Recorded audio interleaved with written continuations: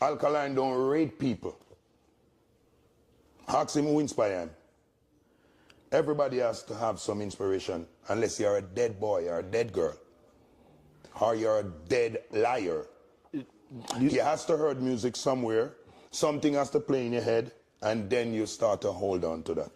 I feel he wanted to say cartel early on, but the Gaza Fund used to go, try to beat him, but you know, like, oh, y'all copy this. You don't want to say because, but don't act like there is not. You understand? Yeah. I mean, have you and him ever had any conversation? No. Not one. And we're not going to have none. He said something in music that is forbidden to the culture, and when we disagree and dismiss it, he went out the way and tell me to stop my mother. Oh. Yeah, him said the body washer, me dismiss that. And him go sing song and defend it.